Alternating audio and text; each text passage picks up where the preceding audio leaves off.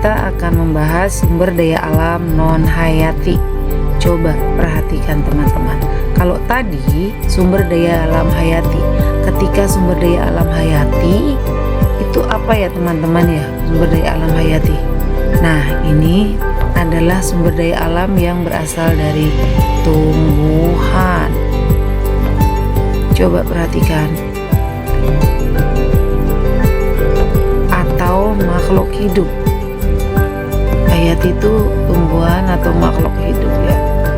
Makhluk hidup. Oke. Nah, coba perhatikan. Sapi, makhluk hidup? Ya, betul. Tumbuhan juga makhluk hidup. Terus kenapa ada gas dan minyak bumi, batu bara itu termasuk berasal dari makhluk hidup? Dari ketiga ini, mereka berasal dari fosil. Teman-teman tahu fosil itu apa? Ya, sisa makhluk hidup yang sudah membatu.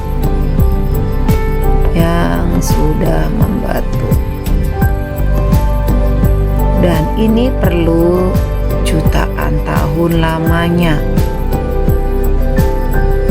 untuk proses menjadi minyak bumi.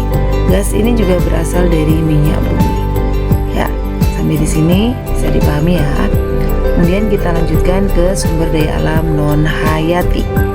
Apa sumber daya alam non hayati? Coba perhatikan. Sumber daya alam non hayati yang berasal bukan dari makhluk hidup. Kalian tahu ada apa di sini? Oke, betul, ini adalah matahari. Yang kedua, anak ini sedang melakukan apa? Ya, mereka sedang menyiram tanaman agar tanamannya tumbuh dengan baik. Tentunya menggunakan apa ini teman-teman? Air, that's right. Kemudian selain air juga ini menggunakan apa? Ini ada tanah. Ya, kemudian lihat kincir angin. Kalau kincir angin ini dia menggerakkan apa? Ya betul, angin. Oke. Jadi sumber daya alam non hayati selain matahari, maka ada angin, ada air, dan ada tanah. Ya, di sini bisa dipahami. Kita lanjutkan. Jenis sumber daya alam yang kedua yaitu berdasarkan ketersediaannya di alam. Oke. Kalau tadi berdasarkan asalnya, sekarang berdasarkan ketersediaannya di alam.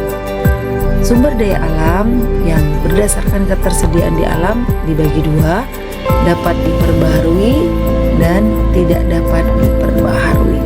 Nah, ini tidak dapat diperbaharui. Oke. Nah, kalian bisa lihat dulu contohnya untuk sumber daya alam yang dapat diperbaharui. Apa sumber daya alam yang dapat diperbaharui ini? Itu sumber daya alam yang tidak akan habis.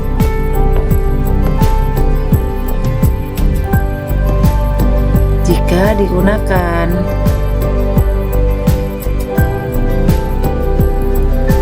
Contohnya apa? Coba lihat ini. Nah, hewan ini dia akan hidup terus-menerus karena dia punya siklus hidup. Maka hewan ini jika diambil dagingnya oleh manusia, dia tidak akan habis karena suatu saat dia akan berkembang biak dan terus-menerus bisa dimanfaatkan oleh manusia. Kemudian juga yang ditanam anak ini apa? Oke, ini adalah tumbuhan.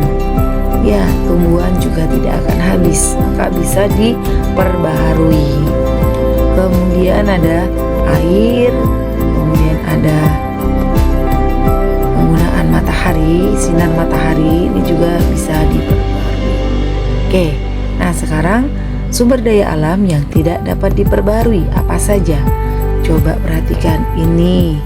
Menurut kalian apa? Ya, ini adalah minyak bumi. Kemudian ini batu bara. Yang ini bahan tambang. Dan yang terakhir ini apa? Gas. Oke, ya. Keempat ini ya ada gas, ada bahan tambang.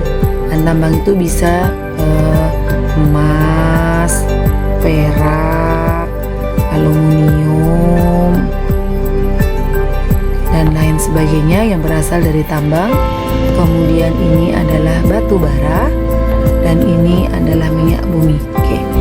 Nah, dari keempat ini tidak dapat diperbaharui karena semuanya berasal dari hasil tambang dan membutuhkan waktu yang sangat lama untuk bisa menghasilkan minyak bumi, kemudian batu bara dan gas alam serta bahan tambang itu sendiri. Dan sisa-sisa makhluk hidup pun itu sudah tertimbun jutaan tahun di dalam tanah. Maka ketika kita menggunakan dengan tidak baik, bahan-bahan ini akan habis dan tidak dapat diperbaharui karena membutuhkan waktu yang sangat lama untuk menjadi bahan tambang seperti ini. Oke, maka kita harus apa teman-teman? Berhemat dalam menggunakan sumber daya alam. Oke ya. Kemudian kita lanjutkan ke tahap berikutnya. Apa sih manfaat dari sumber daya alam itu? Coba perhatikan. Nah, si Ado sedang apa? Makan. Ya, betul. Yang disuap Ado adalah nasi. Kemudian di sini ada lauknya, ayam, ada juga ikan, ada juga daging, ada juga telur, ada juga sayuran ya, sayuran, dan ini buah. Oke. Dan satu lagi teman-teman, susu. Nah, maka sumber daya alam dimanfaatkan sebagai bahan pangan karena contohnya ikan itu menjadi sumber lauk pauk yang menghasilkan protein. Kemudian beras yang berasal dari padi merupakan sumber makanan karbohidrat. Dan juga telur. Dari mana telur? Ya, dari ayam. Nah, ini sebagai sumber protein. Sehingga ketersediaan sumber daya alam di bumi dapat dimanfaatkan untuk bahan pangan. Selanjutnya, manfaat sumber daya alam untuk bahan sandang. Contohnya, coba perhatikan jaket kulit ini. Berasal dari mana ya? Betul, jaket kulit ini berasal dari kulit sapi. Sehingga ketika kulit sapi diolah, maka akan menghasilkan jaket kulit dan bisa sepatu, bisa juga dompet, bisa juga tas ya. Jadi kulit sapi tidak hanya digunakan untuk jaket kulit saja, tapi bisa digunakan untuk membuat bahan lainnya. Kemudian kalian lihat gaun ini. Ya, gaun ini berasal dari serat. Bisa dari serat kapas, bisa juga dari serat ulat sutra ya. Nih, dari serat ulat sutra. Karena kepompongnya ulat sutra itu menghasilkan serat yang kemudian ditenun akan menghasilkan kain sutra dan dibuatkan menjadi gaun seperti ini. Dan kemudian si bulu-bulu domba. Bulu domba dimanfaatkan untuk wool. Contohnya dibuat jaket. Nah, ini berasal dari wool yang dirajut. Nah, itu adalah sumber daya alam dimanfaatkan untuk bahan sandang. Nah, selain itu sumber daya alam di bumi itu juga ada berasal dari alam obat-obatan. Untuk obat-obatan atau untuk kesehatan dan perawatan tubuh. Contohnya kunyit. Nah, siapa yang suka makan kunyit atau minum kunyit? Ya, ini bisa dibuat jamu, kunyit, dan asam misalnya ya. Kemudian bisa juga yang ini adalah lengkuas, bisa membuat nafsu makan. Oke, kalau yang nggak suka makan, minum aja ramuan lengkuas dan temulawak. Oke, maaf, ini salah ya, ini temulawak. Oke, ada juga jahe. Nah, ini juga bukan untuk jaket kulit, tapi ini untuk menambah nafsu makan.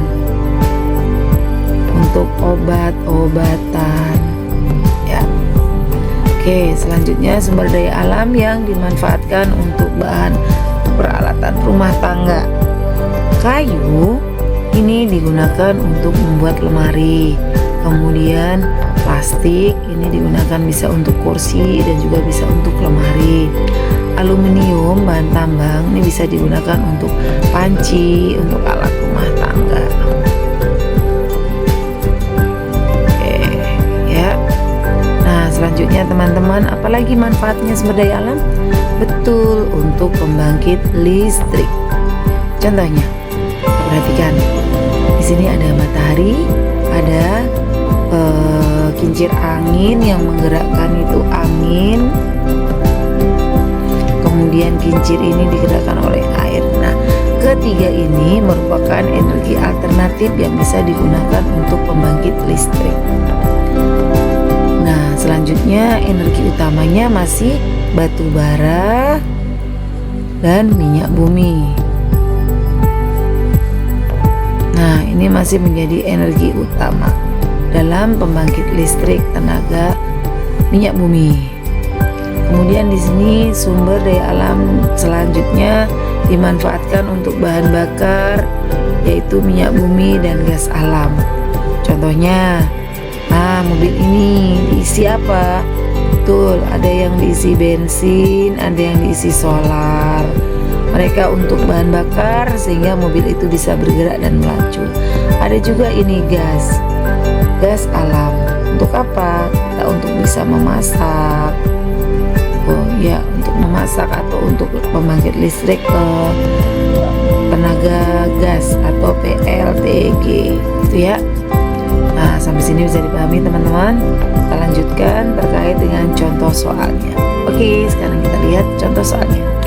Perhatikan gambar anak yang sedang menyiram. Kita lihat ini. Nah, anak yang sedang menyiram itu kalian identifikasi, kemudian dari kegiatan tersebut jenis sumber daya alam yang dapat diperbaharui. Maka berilah penjelasannya dengan nomor urut. Ya, kita lihat satu-satu yuk. Yang dapat diperbarui ini apa teman-teman? Betul, air. Kita tulis nomor 1. Kemudian ini apa teman-teman? Tanah. Kita tulis nomor 2. Kemudian ada lagi, ini apa teman-teman yang ada di atas? Ya, ini matahari. Kita tulis nomor 3. Ini yang ditanam adalah tumbuhan. Kita tulis nomor 4. Oke. Jadi di area ini, dalam kegiatan ini, sumber daya alam yang dapat diperbarui satu, apa tadi? Air.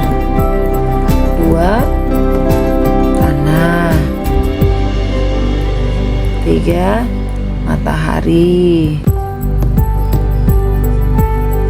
Yang keempat adalah tumbuhan.